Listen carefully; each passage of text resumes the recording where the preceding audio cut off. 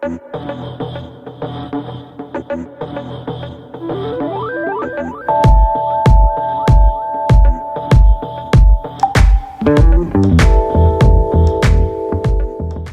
is going on, everyone? How are you doing? I hope you're doing good, because it is good to feel good.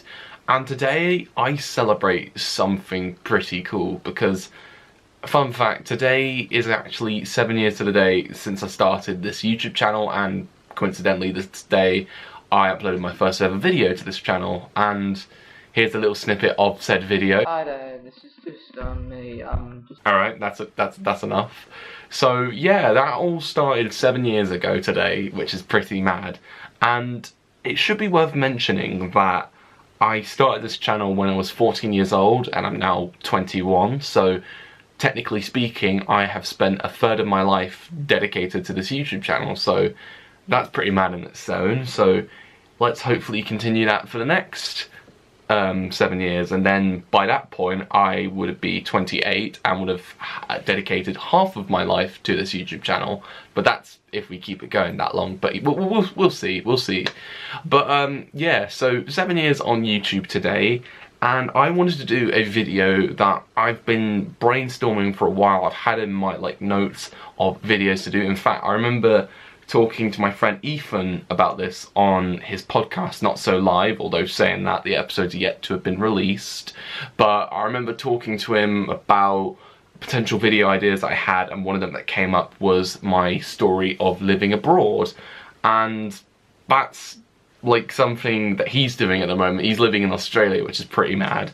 And I thought to myself, I really want to make this video of talking about my time abroad. So here's said video.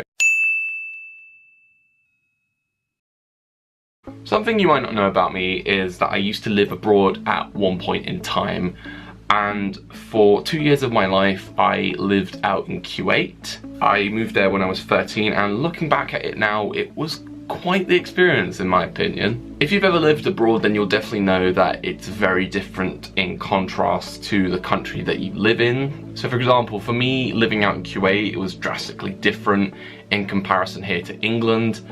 And today I wanted to make this video talking about my life living out there and how it has impacted me nearly 6 years later after moving back to England. So yeah, let's talk. But before we begin, I've got a little few facts here about Kuwait. Kuwait is a country in the Middle East bordered by Saudi Arabia and Iraq.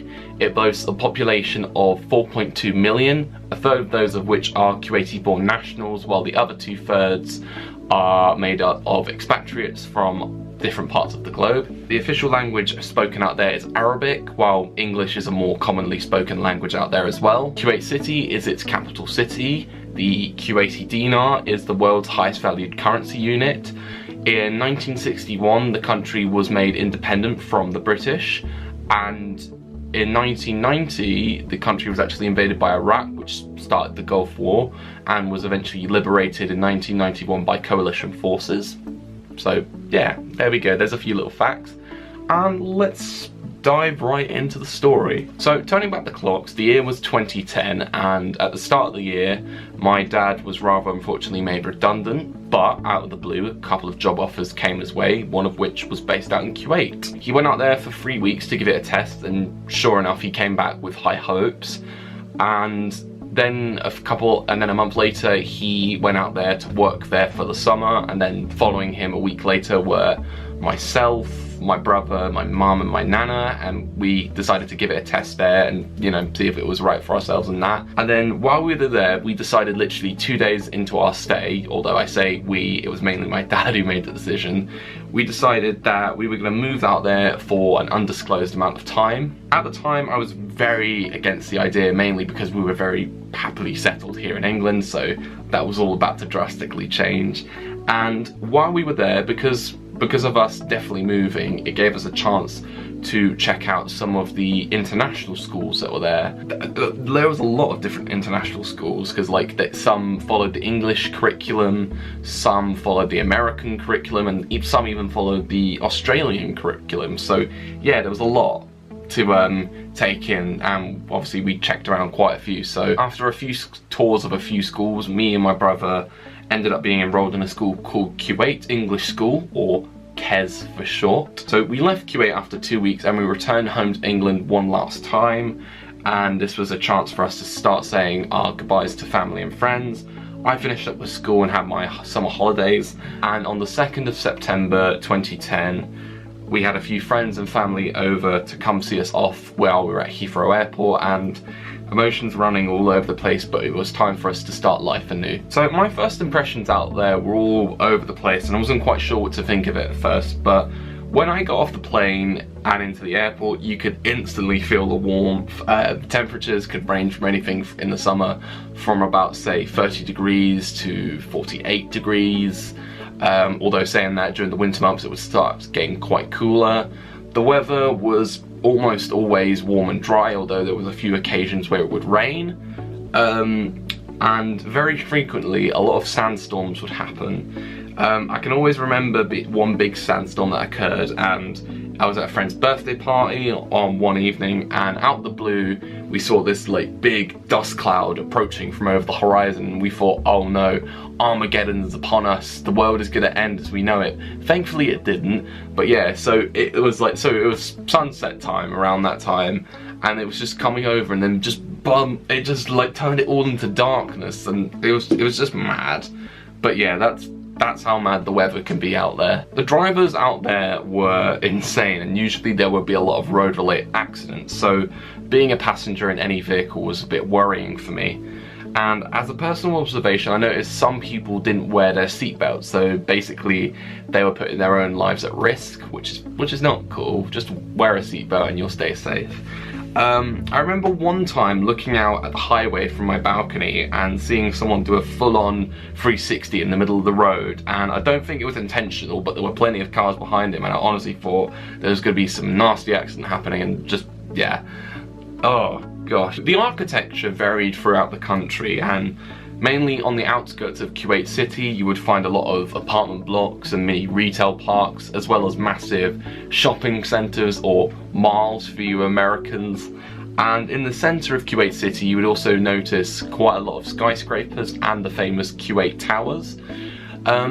Although saying that, throughout the country you would always notice, like in some points, that there were also quite a few buildings that were very dilapidated, and like they were pretty much untouched, and it was very common to see a building that was in disrepair. So yay for dilapidation. Because Kuwait is a Muslim majority country, it was quite noticeable to hear the call to prayer, or adhan, from a nearby mosque. As an observation from a non-Muslim, it gave me a real insight into their religion, that they were a peaceful people just simply going to practice their religion. In this modern day and age, there's still quite an ongoing hatred towards Muslims, particularly a lot of hate crimes, labelling them as dangerous or terrorists. And I've said this before and I'll say it again, terrorism is not represented by religion, it's represented by cowards who misinterpret their religious teachings and adapt them to match their own radical ways. They claim to be acting in the name of their God and their religion, and in reality they have no religion if they go against their teachings. But going on, I always saw Muslims like you and me, just everyday people going on about their lives, worshipping their God and practicing their religion, and there was nothing extreme and nothing radical. So going back to the story, we officially moved out there at the start of 2010, and while I was nervous about being there, I was somewhat optimistic as well.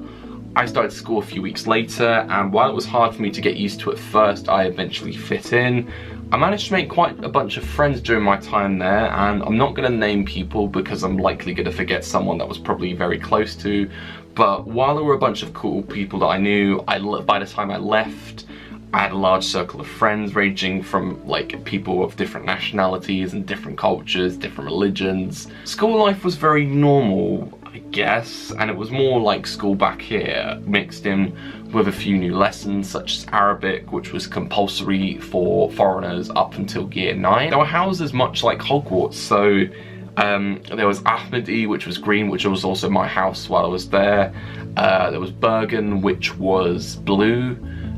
Failaka, which was red, and Jara, which was yellow. The teachers there were very noticeable as well, and overall pretty friendly. I remember my form tutor, Mr. Boyland, who who was also the head of House of Ahmadi, was from New Zealand, and he was just such a lovely bloke. He was really good to talk to.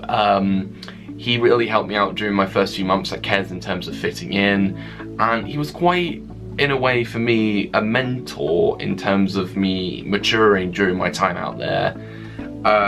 He taught me some valuable life lessons, and he was just the coolest. Like, honestly, he was such a fun guy. He was so easygoing and just, you know, all these fun little things. So cheers, Mr. Boyland. I actually really miss him now that I'm thinking about him, because he was just so cool, and he's just so cool. I miss Mr. Boyland. If anyone from my form class is watching this, then you'll know that I miss Mr. Boyland probably as much as you guys do now, because just suddenly thinking about it, we're all no longer at KES, the guys in my form class and my circle of friends. That's just mad. I had some really good experiences with my teachers, although I wish the same could be said about the Arabic teachers out there. Some of them could lose their temper in a heartbeat over the littlest things, and they'd ask for your diary for the most bizarre reasons, and basically you wouldn't want to go on their bad side because they would go apeshit. The highlight of my time there at KES was probably getting the chance to go on the annual Thailand trip. Now, I talk very highly of this trip, mainly because it was very, very cool. There was a lot that we got up to while we were there. We got to go trekking in the jungle, we got to go cycling around the countryside in Chiang Mai, we got to go tubing, kayaking, camping, there were some obstacle courses that we did, and there was trekking, and there was hiking, lots of it, and it was quite the experience, and it's hands down the best school trip I've ever been on. In fact, I've, like, as little souvenirs, I still keep the, so I've got a hat from Thailand, and then I've also got this t-shirt, which is, it was basically for the group, and it's kind of the cliche of a whole, oh, you're representing the school kind of thing, and it was one of those, but it's still a cool funky shirt, and always keep it on my wall there as a little souvenir of my time there. Home life was very different as well. We lived in an apartment block in the district of Salwa, which was on the outskirts of Kuwait city. The apartment was very big, there was lots of room for activities, good old Step Brothers reference, and each of us had a bedroom that was overlooking the highway. So, like, you could basically see, like, from my end, you could see, like, the highway going south, and my parents' balcony and my brother's balcony as well. You got to see the highway going north, more towards Kuwait city, and yeah, no, that was cool, having balconies. That's a privilege that I don't have here in England, although saying that, I do have quite a nice view from my room here. We also had a few maids while we were out there, and it was very common out there for families to hire a maid. And our last maid was a very lovely woman named Nilufer from Sri Lanka. And from what I remember, she always speaks so quietly and very high pitched, and it's something that always made us giggle. So, like, it'll be like, Nilufer. Oh gosh, you know, we loved her. She was just a lovely woman. We brought our first dog, Sammy, out there as well, and it took him quite a while to eventually get there. So when we left England, we were told it would take 4 weeks for him to come out here, and then that eventually turned into 8 weeks. And then I can always remember seeing him one day after finishing school, and we were just so happy to have him out there. Like, literally, me and my brother got off the bus, got up to our apartment, and we just saw Sammy there, and we just were so happy that he was with us. I also remember that some people out there weren't too keen on dogs. Some were friendly, whilst others would torment them until they would go left alone.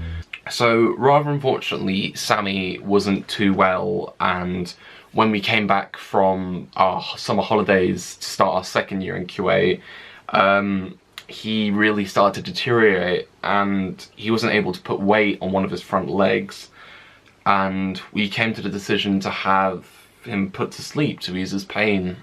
I can always remember that night because we took him out for one last little walk, and obviously he wasn't able to do much, and then we took him to the animal shelter where a lovely woman, you know, who had originally was going to leave Kuwait, and then something made her decide to come back. And I can always remember that night because, so we'd all gone there to go and, you know, say our goodbyes to him. I decided to stay out of the room because I didn't want to see him in his last moments. My mum and my brother went in there, and Dad was also outside with me, and it was hard. It was very hard, and I just remember Mum coming out the room saying he's been put to sleep. And then I remember there was an American woman, I remember there, called Karen. Well, we knew her. Her name was Karen. And she basically helped out with like animals and that, getting into and out of the country.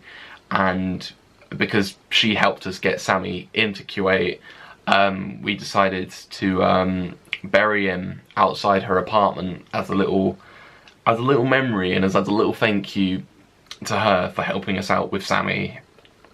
But yeah, nah. For us, this was probably one of the toughest points whilst living out there. For us, Sammy was our pride and joy, and having him no longer with us took quite a few months to grow on us.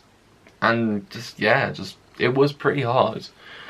And then I remember a few short months later, my mum, I believe, was helping out at an animal shelter, and she was asked to take care of a cat who had been badly beaten and had to have stitches to repair its torso. His name, funnily enough, just so happened to be Sammy, or the Arabic way of spelling Sammy. And because to us he looked like a Bengal cat, we decided to call him Bengali, and we ended up keeping him and brought him back to England as well. I should also mention that during our time there, my mum was able to help out a dog that was owned by, I can't remember what relation she was to the Emir, but she was of royalty. My mum helped out her dog, who had been paralysed from the waist down and couldn't walk on all fours. So with my mum being a physiotherapist and having had years of training, she used her knowledge and put her training to the test. Within a few short months, she was able to help the dog walk on all fours once again, which I don't have the footage for, but I have remember seeing the footage of it happening, and it felt like a real triumphant moment, and it was a very feel-good moment for my mum, especially. Like, obviously she loves animals like I do, and you know, she just obviously wants to help out, and that's just amazing what she was able to do while we were there. So yeah, that was incredible for her, in my opinion. So now I'm going to talk about my final few days in Kuwait, and talking about a bit of reflection, really, because in my final few days of living there, they were my last few days of school, and also at the time I was doing my end of year exams. And I honestly felt really emotional because 2 years prior, this was us, you know, going to Kuwait just to give it a try and see if it would work out for us. I was initially unsure if it would work out, but in my final few days, it came to the realization that it did. I feel like it did. And yeah, and I'm just looking back at my school shirt that I had here signed. So this is it. This is the tie. This is the shirt, and just looking back at all these names now, and like thinking about who I knew, and like who were my really good friends and that, and just it's making me feel a little sad, to be honest, because I just miss these guys. Like, there's so many. Oh my gosh. I'm gonna cry. I miss all of this, like, and saying goodbye to everyone. But nah, it was quite emotional for me in my last few days, because just you know, getting to know these people over the last 2 years, near 2 years, and just saying goodbye to all of them. It felt weird, to be honest, because I didn't know if I would see any. I don't know if I would see any of them, although saying that, I have seen a few of them since coming back to England. But yeah, no, it feels very nice, and I feel very humbled to know that I had a strong circle of friends out there, and that, you know, oh gosh. It's been nearly 6 years since I moved back to England, and looking back at my time there at first, I was very uncertain about what kind of experience I would end up having, and by the time I left, I felt very positive of the whole experience. First of all, I had the experience of living abroad in another country, and putting that to the test, I could possibly live abroad in another country if an opportunity came my way to do so. There was a strong sense of diversity that I was able to experience out there. People of different nationalities, cultures and religions, as I mentioned. A lot of them I was able to make friendships with, some of whom I still keep in contact to this day, and some of them I've been able to meet up with over the years since moving back. And looking back at it now, did I enjoy my time living out there? Overall, yes I did. I mean, while at first I was against the idea of living out there, I pulled through. There were a lot of shit bits, granted. I had a few breakdowns of me wanting to go home, but overall in the end, I did have a positive experience, and that's all I can say really. And yeah, it feels weird, like looking back at like old pictures and that of during my time there. Like for example, this is me, if I can get the lighting right. That's me about 2011, that was taken, and look at me now. I mean, I've still got the long hair. I say I've still got the long hair, I'm growing it back. I've got a beard now, and also my form class, a lot of them look very different to what they looked like back then. But yeah, it was fun. That's all I can really say, because as I said, I wasn't quite sure what I was going to experience out there. I might have had a very different experience for all I know, but for the friends that I made while I was there, I'm very thankful and very humble, and just very, very pleased at myself that I was able to have this opportunity to live abroad. Not a lot of people have those opportunities that come around at random, but overall I guess it was fun for me. And I don't know really where else to go except let's finish off this video, because this video has been long. It's been a lot of me talking, but again, it's been my time living in Kuwait. Kuwait was fun, as I said multiple times in this video, and I don't know whether or not I'll be back there in the future. I've heard from a lot of people it's changed since I've been there, but you know what, I'm always open for the idea of possibly going back there, but you never know. But anyway, that's where the video ends, I guess, and I will see you around with more videos in the future, and like, comment, subscribe and share the love. See ya!